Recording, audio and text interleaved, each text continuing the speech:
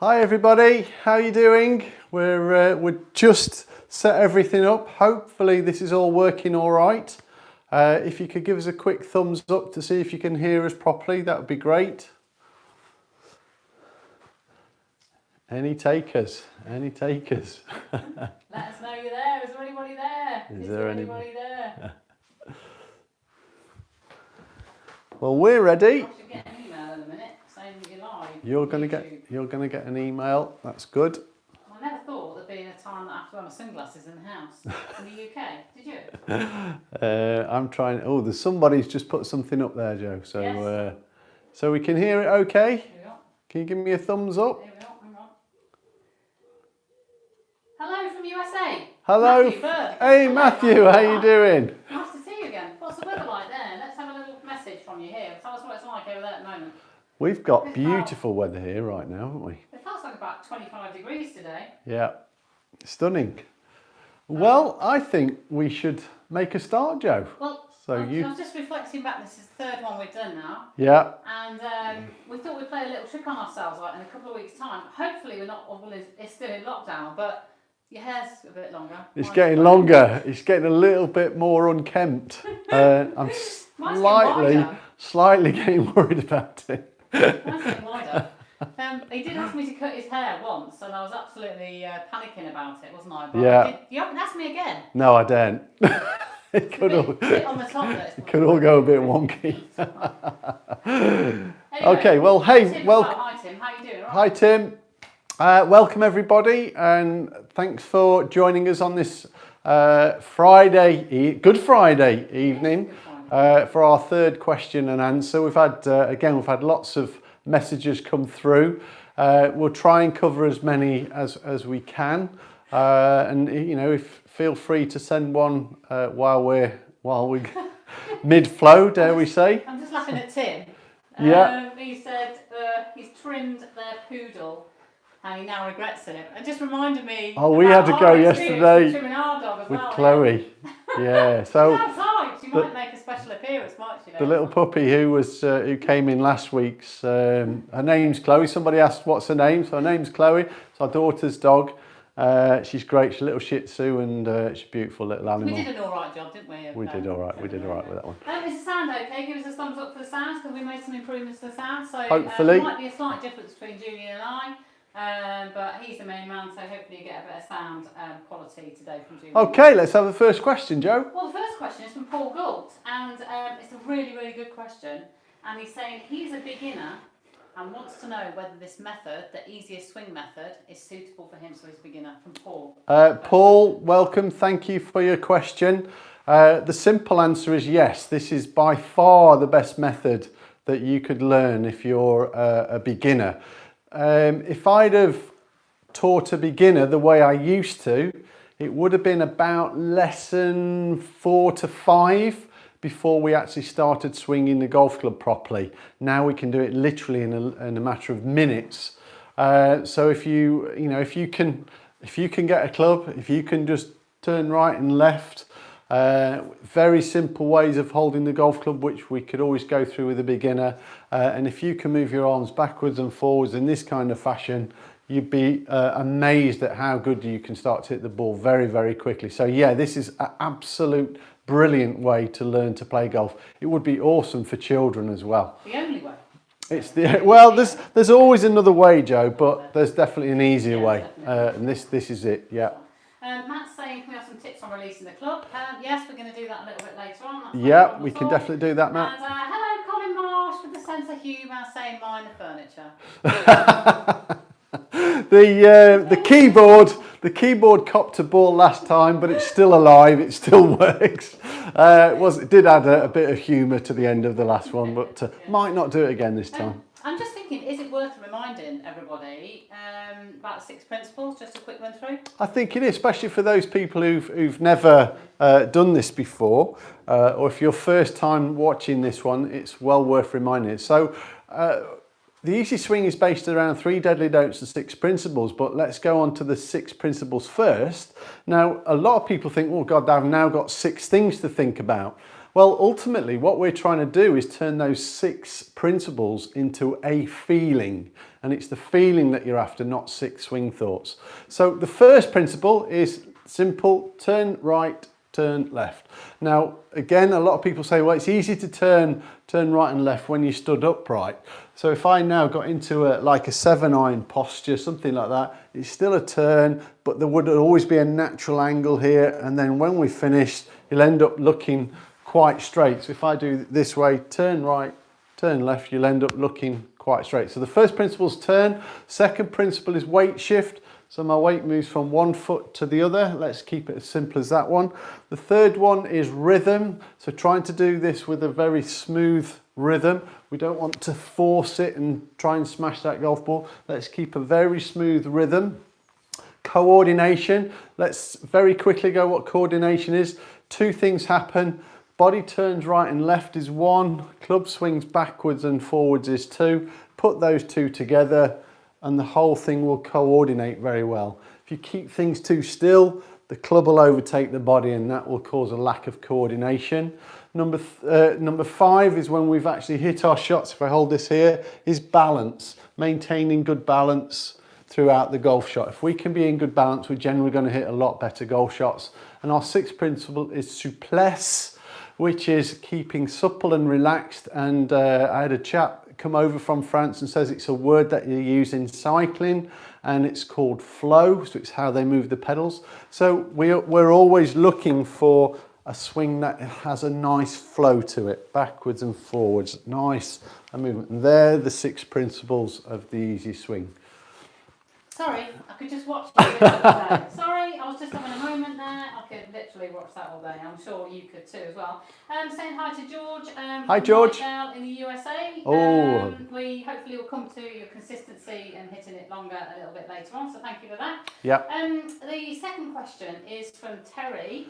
Another really good question. Terry Belanger, I think is the correct pronunciation of it.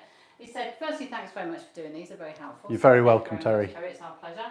And he said he's got a 50-year-old problem. Oh, okay. It's basically, and he wants to know how to overcome the urge to hit the ball too hard. So he's been doing it for 50 years. So this is something that we see so often with people who come on the courses. That urge to hit the golf ball too hard. What I like to do, and I often tell people this, let's swap that for intelligence. What do I mean by that? Now, where we actually want the most amount of speed is fractionally after the ball striking, not before. Now, the urge to hit the golf ball hard can start in the backswing, but it almost inevitably starts at the very start of the downswing where people try and smash it. Now, if we've put maximum speed in here, by the time it's getting to the golf ball, the club head is starting to slow down. So if we now know, if I just put this upside down, you might hear this, is we want speed much more down here rather than in the light, rather than up here. So if we put speed in here, by the time we get to the ball, we slow down, and quite often we see very short follow-throughs if people try and hit it too hard from the start of the downswing. So the start of the downswing is smooth, and we put the speed in down the bottom, much more down here. There. Let's put the speed in down the bottom. So that urge to hit the ball hard is not of any value. Let's swap that for intelligence. Now let's put the speed in where it really matters. So nice smooth start to the downswing. Put the speed in where the golf ball is. Hopefully that answers that one, and the light shade's still fine. And the house is still in one piece. We had to move back a little bit because of the sun. So that wasn't done that, and now we've put a light shade in there. Hey. Nature got in the way, but that's okay, no problem. Hi to Gordon. Hi, Gordon. He's asking about when he's practicing the dance to golf. Yeah. His foot is flaring. His left foot flares. His left foot flares. Yeah. So now, is that okay, you're saying, when he's practicing the dance to golf? Very, very simple. Yes, it is. It's absolutely fine. What's great about this? Your feet, we don't really want them straight on. If your feet are too straight, especially in your setup, you can start to put a lot of pressure on your knees. So very feasible to turn your toes out up to 45 degrees. And you can turn them both out that much. And that will give you more mobility throughout the golf swing, especially if you've got ankles, knees, hip issues. So turn those toes out and that will give you much more range of motion. So yeah, absolutely fine to flare those toes out, no problem. It's actually healthy. That's a good one. Yeah, very good. Thank you for that one.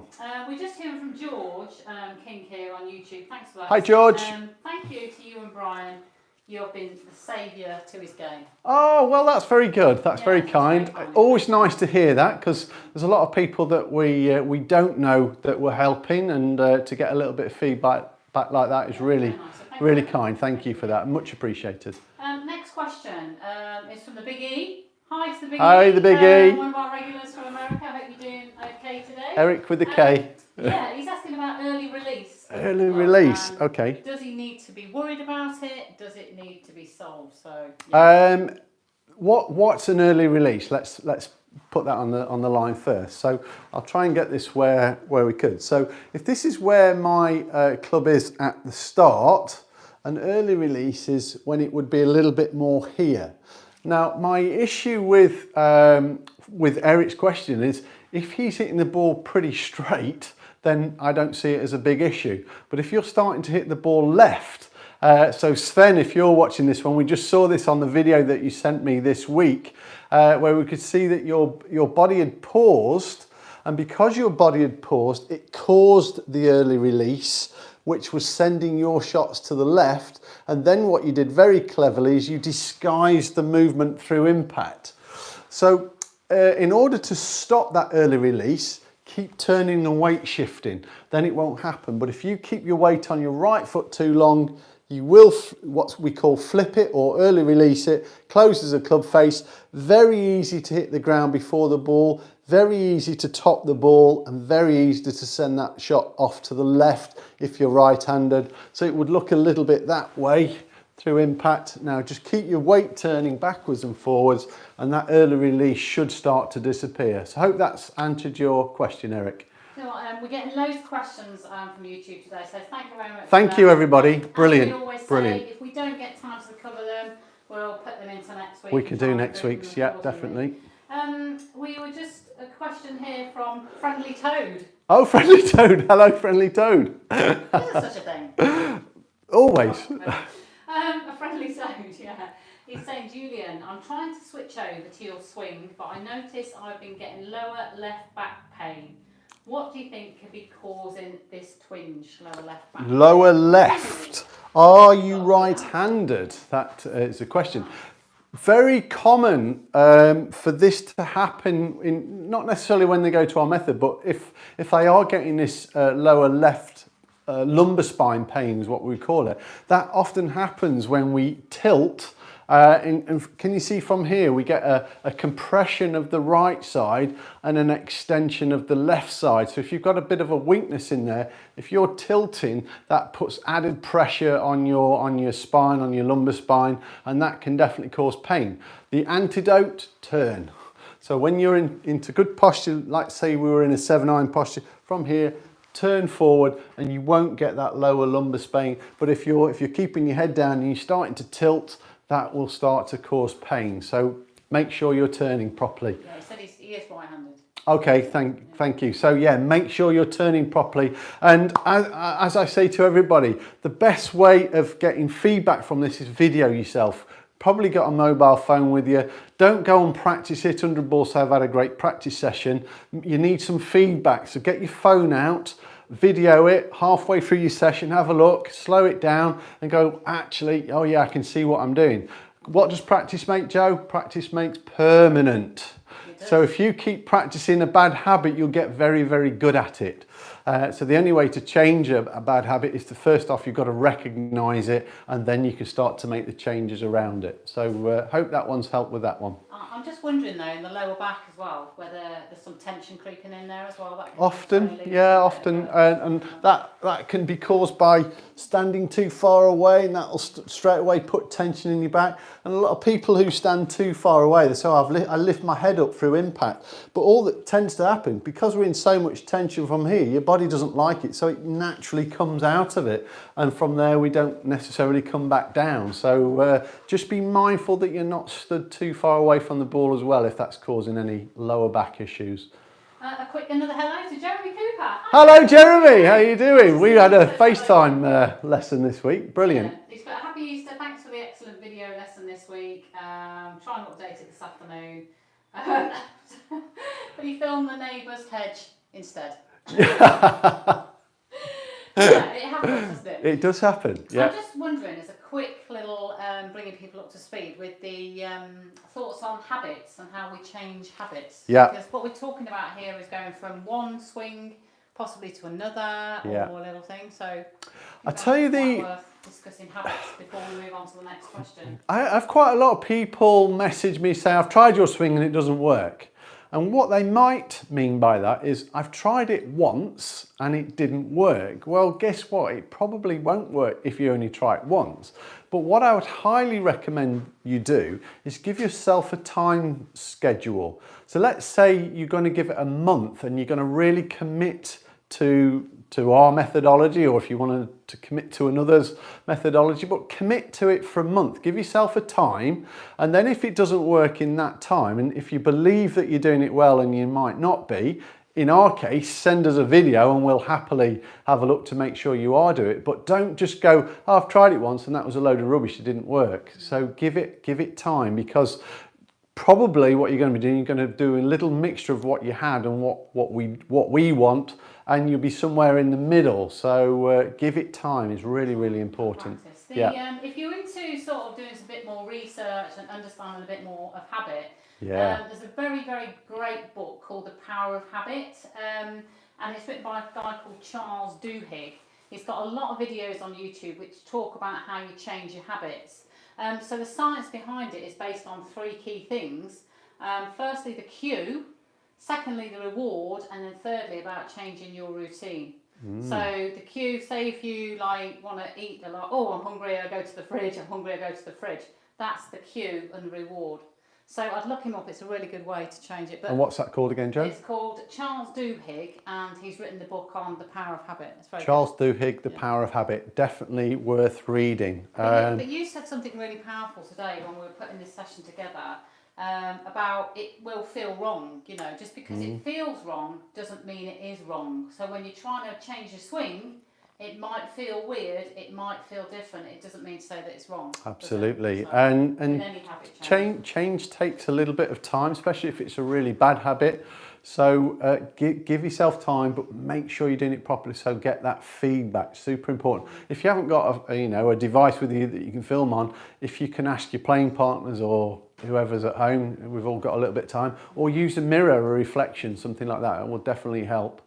I was just trying to think of an everyday example to try and explain that, changing a habit. If you were asked to go from writing with your right hand to your left, or vice versa, it would feel really weird, wouldn't it, for a while? But if you practice long enough, potentially you could get as good on the one hand. Yeah, you could, give it time. So it will feel wrong. Yeah. Just give a couple of shout outs from Williams Meadows, hello from Columbus, Ohio. Oh, hey, how you doing? Nigel Palmer, it's the first time he's Nigel. our responses. So from Stoneleigh. He's joining us live today.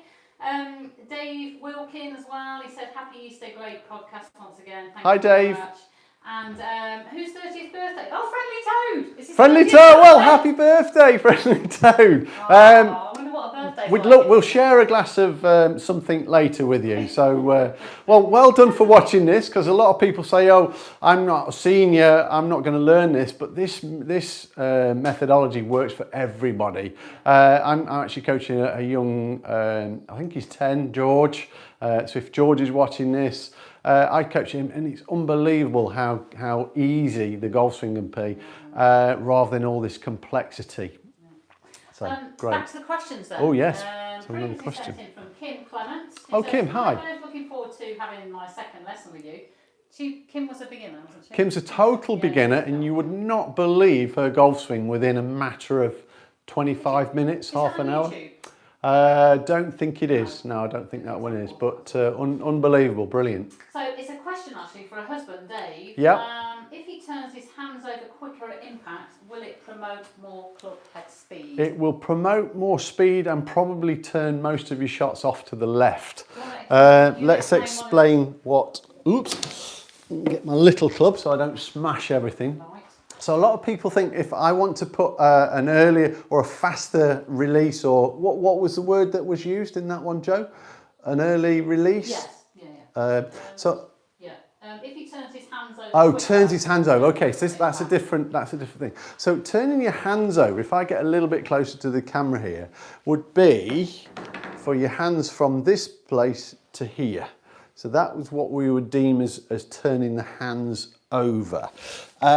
Really, really bad to do that on purpose, because what will tend to happen is you'll stop your body moving. So you'll try and get all this club head speed by turning your hands, but you'll really, really start to close the club face far too much, too early, and you'll get massive shots going off to the left. So there's no problem in what we call releasing the club. So there's a natural cocking of the wrists here and a natural uncocking from here, which is where you get speed, but then match that up with the body turn and the weight shift. That way, so if I was doing it this way, if I close my hands, can you see what's happening to my club?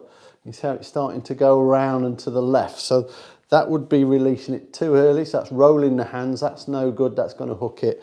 Make sure you release it with the body all the way through. So remember not to keep your head down for too long. Yeah, so hopefully that's helped. So don't try and release it that way. And next, come with Kim and we'll show you how it works on the range, definitely. She's great, hasn't she? Yeah, brilliant. Sebastian's on again. He said, oh, hello. Sebastian, hi. Hi guys, last week I asked about virtual lessons. I meant you and me in my backyard. He set up a large net ready. Fabulous. Well, Sebastian, I'm ready when you are, probably after Sunday. I'd be happy to do it before that, but if you want to do it after Sunday, that's absolutely fine. We've got a little bit of time in the diary, not going too far, so yeah, no problem at all. That'd be great. Look forward to that. Yeah. We got our net in the back garden as well. I must admit, it was most enjoyable spending some time out there hitting some balls the other day in the sunshine in the back garden with the nets and a mat. You might have noticed that. We had a mat sent to us, and from Network Force. Net World Sports, who's kindly sent us a mat and also a net, so we've had that in the garden, and I've been able to hit a few shots into that. Maybe we need another net in here, a big cage to stop you damaging the keyboards and the. We need to do something. I did have one chap message me and says, "Do you have a full practice range in your garden?" Simple answer to that one is no. I wish. If anybody's got a big garden they want to give it to me, then I'll have to do that one. But we did until today, until we've had a huge trampoline delivered. Wow. He's been most upset today. Thanks, Gordon. Move on, Julian. Is it right, your daughter? Come on, pull yourself together. Anyway, right. Brian Lewis. Hi, Brian. Is asking about shoulder tilt. Shoulder tilt. Shoulder tilt. We can. So often this is spoken about, especially with driving. So a lot of people saying put the ball opposite your left heel or even further forward than that, and tilt your shoulders to hit the golf ball on the up. Okay, in our world, don't do it. It's really, really bad for people to do this. If I just physically now, I'm going to get a bit closer. Hopefully you can see this one. I'm now going to tilt. So what's that already starting to do to the loft of the golf club? And then if I lean back, what's that now doing to the loft of the golf club? So it's pointing, what's this one? This is a 10.5 degree. So already when I put my tilt in there, it's probably adding a few more degrees of loft on there. And often people, because they don't weight shift very well, they tend to lean back, especially with a driver. So this now might be 20, 25 degrees and it's pointing out and to the right. So you hit these very high block shots that go way right if you're right-handed, that have got no distance on it and way too much spin. So get that into a wind, it's absolutely terrible. So you actually don't need to to do this, because if we're tilted at address, we'll probably be tilted through impact, and that's massively affecting the loft of your golf club. So you don't have to do that. Let's keep, if anything, as preference, we tend to have the ball a little bit further back in your stance. So I would say it's ahead of centre, but it definitely doesn't need to be left heel from there. And then as we're working with this one, make sure we turn. So it's very difficult to swing this in here, but we definitely don't want to tilt. Let's turn the body forward. Then you'll introduce the right loft to the golf club, and you'll still get great distance with this one. So yeah, don't tilt, because it tends to make people lean back far too much, which affects the shot drastically. Oh, you're just making me want to go and play golf. Oh man. Anyway, right. We've got Coach Pete Spear says hello. Oh, Pete, how you doing? What word? We're working online together, so we're doing great. But do you know what word he's used to describe himself? Oh, go on. Impatient. Impatient, yes, you are. So we've only been doing this a couple of weeks, and he's gone straight to the driver. Why am I not hitting my driver long and straight? So we've got a little bit more, dare we say, smoothing out to do before we start smashing that driver long and straight, Pete. So bear with us. We're going to get you there. Don't you worry. Patient. Yeah, be patient. Be patient. Yeah. Hello from Elvis 56 Gaming Network. He said, "Hi Julian, great channel. Do you believe in having a waggle before you take away the club?" I don't know. Yeah, Elvis. Well, I love it. I've got nowhere else to go with that one. Yeah, a waggle is a good thing. I think in Ben Hogan's book, he wrote quite a few pages on the waggle. But what is a waggle? It's very simply you're moving the club back and forward. What that really does for us is that mobilises the joints, mobilises the wrists, keeps them nice and loose. So if you try and do that very stiff-wristed, you wouldn't be able to waggle this. So this is going to keep it loose and then get off and hit that golf ball. So yes, waggle that golf club, definitely. Is that part of a pre? You could do a little bit, yeah. But I got told off last week on the messages. A person had asked me what's the difference between a driver swing and an iron swing. And I didn't answer it in the first one, I didn't answer it in the second one, so I promised that I'd answer it in this one. Is this the one coming up now? This is the one that's coming up now. Brilliant. Okay, very simple. What happens when we're with an iron, we are going to be more bent over to the golf club, especially with this short one. So let me get a sand iron here. So from here, I'm much more bent over. Now, if I just simply pop this club across my shoulders, as I turn, you'll see from here, the club is actually starting to point quite upright. All right, and that's happening very natural, just through the length of the golf club. I'm still turning correctly, but you'll see that this is going up. Now, if I use a driver, let's get a driver from here. This is sat, what, 46 inches, 47 inches away from you. Now the shoulders tend to sit a lot further back, and from here, if I put that across my shoulders, you'll see that this is a lot shallower shoulder turn from here. Now let's come back to the iron. So if I was got a 7-iron here, my arms hang down and they naturally go a little bit higher this way, and my driver would look a little bit more around here. So into that good posture from here, turn, and that's going to put the club on a good place. Now with a driver, it's no big deal from here to make sure that we miss the lights. There we go, just caught it. And that's just going to, so sometimes the feeling with this one, it's just going to be a little bit more up this way. If you get a bit too flat with a driver, that can start to cause some problems.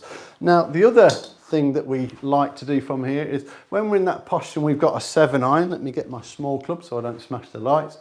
From here, the hands work down a little bit better. They're working down here when we strike the ball. Now, with a driver, if I imagine this is a driver, they tend to work out a little bit more if we haven't quite got this right. So the feeling from the top of the backswing, just let the arms work down, because the secret is in the title, a downswing, so the arms work down.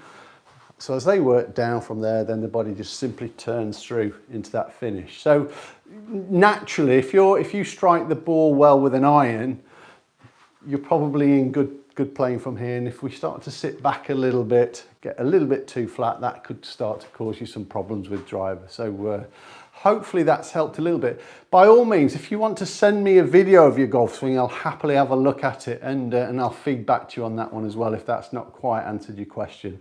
Thank you for that. Brilliant. Thank Cool. you. We're saying hello to Johnny from Sweden. Hey John, Johnny, how are you doing? Yeah, I've been reading a lot about Sweden and their approach to what's going on at the moment. Just reading that, actually. Yeah, they've definitely got a different approach to us. And Fascinatingly interesting. fingers crossed it works for everybody. Doing, yeah. At this time, aren't they? So hello to Sweden there. And the Elvis 56 Gaming Network says Happy Easter. Thank you. Happy Easter, Elvis. To you both. Yeah. We've got a couple more questions here. Rick in Charlotte in the USA. Ooh. He's saying that he's had orthopedic surgery on his face and neck. On his face? I bet he hasn't had it on his face. Feet. On his feet and... Well spotted. His feet and neck, and he's got plates. Oh, right, okay. And, but he says he seems to hit the ball with a slightly open stance. Any suggestions? I suggest that that's probably the right thing for you if you've naturally found a limitation. So it's very difficult to say without actually seeing you in person what your limitations might be. It might be that a lack of turn in the backswing or a lack of turn in the follow through. So I think in your situation, if you've got these issues, you have to find something that's quite comfortable for you. But again, I would highly recommend that, let's say you got into a 7-iron posture and practice La Dance the Golf and see if you can physically move that way. Because if you can, you'll really benefit from doing it. But if you can't physically move that way, then you're gonna have to alter your stance a little bit. If we had a default setup, we would prefer people to be slightly closed than slightly too open, because this will give you a little bit greater turn in your backswing and it will enable you to hit the inside of the ball a lot easier if your stance is fractionally closed. So if we're open or like a slicer from there, they tend not to have a great turn from here, and then they're always coming from out to in and they hit that horrible weak slice that we don't want. So my advice is, yes, do that. Maybe think about your toes as well. If you flare those out a little bit, that might give you a little bit more range of motion as well. So well worth trying. And again, if you want to send me a video, I'll happily have a look at it and feedback to you. I think we've probably got time for 2 more questions. Just cool. A little bit of interlude for a minute. Masters moving to November. Oh, what do you think? Yeah, something to look forward to in November instead of winter. I'm actually quite excited. I'm quite excited to see what the golf course looks like in November. And then what I also have thought about, could it be the shortest time anybody's ever won a Masters title if it starts again back in April? So you might only own it for 6 months. That'd be a real demon, wouldn't it? Instead of having the year out of it. So I don't know what the schedule's going to be like in 2021. So a lot of people could have very short winning titles, which will be very interesting. Something to look forward to in November. Oh, definitely, yeah. I wonder what it looks like. And if anybody's a member there who's watching this and wants to invite me over, I'll be on the first plane. He meant we. Oh yeah, sorry, yeah, we. The royal we, but I'd love to play there. Oh my God. Tim said, how do you discover XEO clubs? Should we cover that on another time perhaps then? Yeah, how we discovered them, just very quickly, is we tried loads of different models, different manufacturers. I won't name them, but all the top ones. And XEO's just stood out a country mile, and that's why we chose them. We thought they're the easiest clubs to use for people that we really help. So why not use the ones that are the best that we've come across? So that's why we do it. And Colin, I know Colin's online today watching. Hi, Colin. He's absolutely over the moon with this, haven't we? Yeah. So best by a country mile. And then the final question from Gordon Hickam. I think I've spelled that. Hi, Gordon. Yeah. One of the students from last year, he says, when everything seems to be going so well, I start shanking the ball. Ooh, how can I cure this? And I'm looking forward to booking another day next year. So why am I starting to shank the ball? Shank the ball. Okay. When we're in full flow, we tend to be a little bit more relaxed. When we're more relaxed, our muscles are longer. So we might start off a little bit tight, which may mean that we're a little bit closer to the golf ball. And then as we start to get better and we're in more flow, you'll relax more. Now from here, if I just suddenly relax my arms, can you see how the shank of the club is moved from, well, I've moved from centre. I've relaxed a bit more and I've started to find the heel of the golf club now. So what's probably happened is you've become really relaxed, which is great. So all you might need to do from there is just simply adjust your distance away from the ball. That is probably the cause. If you're hitting it well and then you start shanking it, your muscles will have lengthened and that will just literally make the club go a little bit further away from you. The other reason it could be happening very simply is you won't be turning enough in your backswing. So if we don't turn with what's called over the top of the plane, I'm not going to get into too much technical detail, and then from here when we start to come in from out to in, then we could be hitting the shank of the golf club. So the other thing to make sure is make sure you're turning correctly.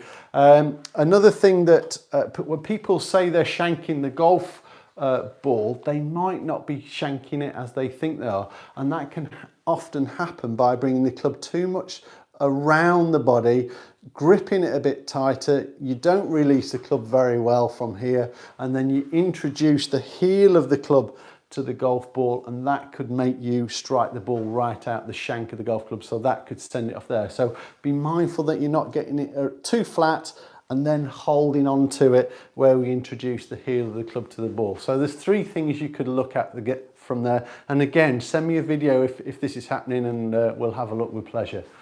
Yeah, busy chap next week. Well, you know, we're here to help. This is a strange time for everybody, and you know, the more I can help people, the more fun we're all going to have, and the game becomes far more enjoyable. So, been listening to some podcasts, haven't we? And oh yeah, I love the podcasts. They're great. I think by the time this is all over, we're going to have legs like tree trunks as well from our allowable cycling that we're doing every day. At least we can get up the hill now without half dying. Cycling's good. I don't think I've ever walked so far in the morning with the dog. So that's good though. I'm managing okay with my fat lip. Yeah, you dropped Thankfully, you won't see my fat lip. I was meditating, went to sleep with my headphones on, meditating, and then rolled over, and my iPhone hit me in my face. So meditation comes with a health warning. Don't do it in bed. But thankfully, it hasn't got in the way too much today. Great. Sebastian's come up with a really good idea, which Sebastian, we hey. look at. And he's saying, how about a set of specific exercises for 20 minutes to be done anywhere daily? I think we could probably put something together on that separately. I tell you what we'll do. We'll do that this week. We'll pop it on YouTube as a separate one, as a 20-minute warm-up before you go and play. I mean, it's going to be fabulous while we're all locked inside, so to speak. So that's never going to do anybody any harm. Jo is really into a yoga, so she's got some fabulous ideas on some stretching that we can be doing. Also maybe a little bit of speed training, make sure that we're moving that club at good speed, so that won't do any harm either. So yeah, cool. Yeah, we can do that. Yeah, that'd be a good idea, wouldn't it? I'm chuckling myself about Nick on YouTube. He said, "Is your girl okay? She's standing really hell of a still." She's fine. She's nervous that I might catch her on the follow through. So I don't know what it looks like on the camera, but I'm trying not to hit her. It's just I just haven't quite got enough width to swing at a proper iron. That's why I have to swing the shortened version, and it's a lot cheaper on the light fittings. So, but yeah, you're absolutely fine. The interesting thing is on YouTube you get a broader screen than you do on there, so you can actually see me, and it looks like I'm hanging on to this bench here. It looks like I'm hanging on for dear life. Okay. Well, I can assure you she's absolutely safe as houses, yeah. Right. Before we go, we've got a little competition, haven't yes. we? And I would say it's similar to you did last week. Do not do what Julian did last week. In the house. Do this outside, because he did it inside last week, and if you were watching, he hit the keyboard and didn't break it, thank God. And the wall. So we've got a little challenge for you. Yeah. Because I bet you haven't done it. I bet you haven't. There'll be a lot of people say, "Oh yeah, I'll do that." What a waste of time that is. But it's actually really, really good. So the challenge is you've got to bounce the ball on your club 10 times. You've got to send the video in to us, and the person who's the first one to send it in is going to get a free hour FaceTime or Skype lesson with me at a time that they But choose. what happens if you get loads? Are we gonna choose The best? first, The no, most it's the stylish on first. first? The first one to First send a one. video of them in doing 10 bouncers. Now, if you're a pro and you're really good at this, you don't need it. So give somebody else a chance. But let's see if you should be able to do 10 of these without even thinking about it. Really good for club head control. And hopefully you won't break anything while you're doing it. So do it outdoors if you've never done it before. Use a sand wedge, and here's my little tip for you. Don't hold it down here. Hold it up here because it gives you better balance, and then keep the club nice and flat. Don't let it go at a funny angle because otherwise the ball goes all over the place. So keep it nice and flat and just bounce it up and down. First one to do 10 gets a 3 hours video coaching session I think with you were me. giving too much information away there. I did, yeah, but you know, I like to help. Paul has just asked one quick question. He Oh, said, Paul. are we putting on some more courses? Because as we know, Paul Galt is new to golf. I think what we're going to do is get this period of time out of the way, and then please email us if you'd like to come on a course. That'd be great. There will be courses on there's going to be loads of courses, I promise you. There are some courses in the diary already, but, Yeah. But the time will become right where.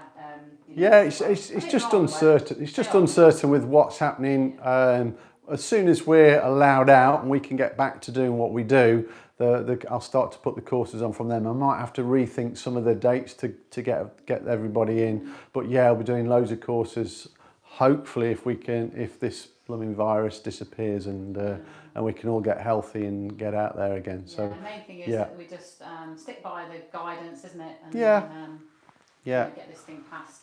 But I think that's it for today anyway. So we're back next week with longer hair.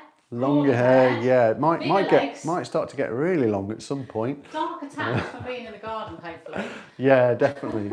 So let's wish everybody a happy Easter. Keep safe, keep well, and definitely send us some more questions in for next week. So we'll definitely do another one next Friday, 6 o'clock, same time. And just look after yourselves. And if you can bounce a Cadbury's cream egg on your club 10 times, that would be impressive. That's worth seeing, isn't it? But thanks for joining us anyway. Thanks everybody. Take care. Take care. Bye. Bye.